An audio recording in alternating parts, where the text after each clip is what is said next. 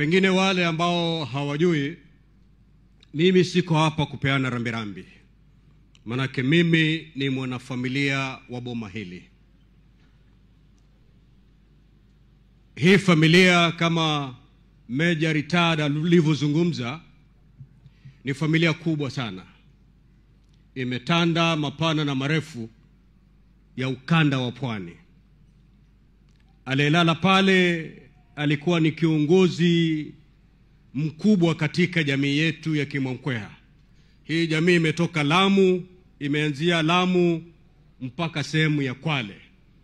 Na ni jamii ambayo ina umoja mkubwa sana. Kwa hivyo niko hapa kuzungumza kama mtoto wa boma hili.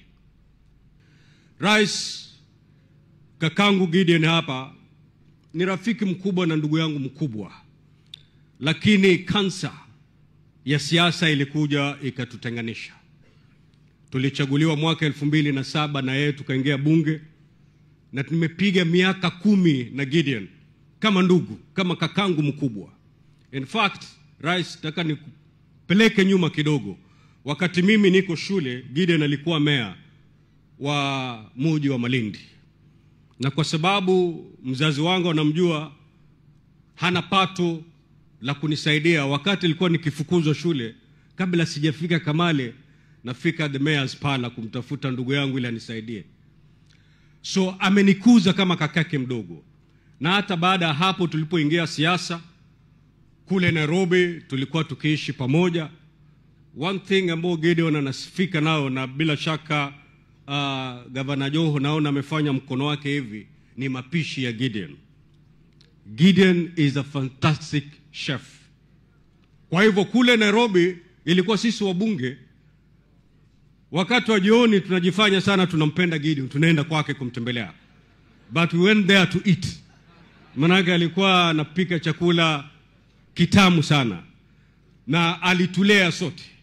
He's such a wonderful person. Kizungumkuti kilikuja mwaka 2017. Wakati ule Gideon anataka ugavana wa Kilifi, na mimi nataka kipindi cha pili cha ugavana wa Kilifi. Nakumbuka nilimvuta tukaenda kukaa hoteli moja ya Bofa kule Kilifi chini, mimi na yeye. Nikamwambia, ndugu yangu, huu hasama ulianza lini? Niache nimalize 10, nikimaliza 10 nitakuja kushika mkono kama kakangu na upige yako 10. Akaniahidi, lakini baada ya muda naona posters zimebandikwa kila pale. Akasema okay. Kwa hivyo vita vimeingia nyumbani. Nakumbuka tulipeana changamoto sana kwa boma hili. Si boma la Kamale, hata boma hili wazee wetu. Sikufika kuomba kura hapa, manake na yeye pia hakufika kule kuomba kura. Manake ilikuwa tumegawanya ukoo wa Mwankweha, hususan haya maboma mawili. Lakini kwa sababu ya mipangilio ya Mwenyezi Mungu akasema nimalize miaka yangu 10, na mwaka 2022 kizungumkuti tena kikakuja hapa Kilifi. Kakangu, ndugu yangu anataka ugavana, mimi nimemaliza yangu 10. Akanifuata na nikamwambia, ulinitatiza wewe. Wakati nataka miaka yangu 10 ulinitatiza.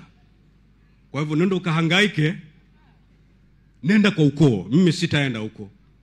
Manake mimi la kwanza nilofanya wakati natafuta ugavana, nenda kwa ukoo wetu wa Mwankweha. Nikamwambia gavana, wakati huo ni CS.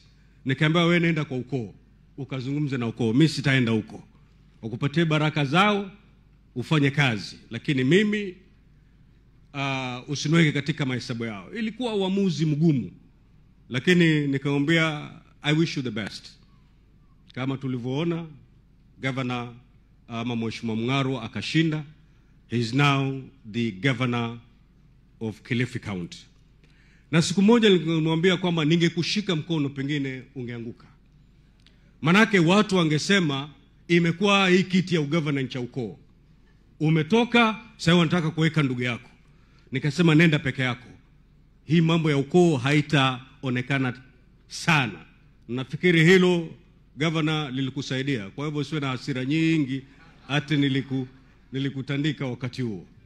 But now tunashukuru kwamba kiti cha ugavana wa Kilifi katika boma hili tunafanya, so far we are doing 15 years katika boma hili ambalo tuko sasa, ambao ni baraka yake Mwenyezi Mungu. Yale mengine mwaka wa 2027 na Joazu utakuja tena kunaongelesha kundaganena wakati huo, lakini sigahaha tutayazungumza wakati huo.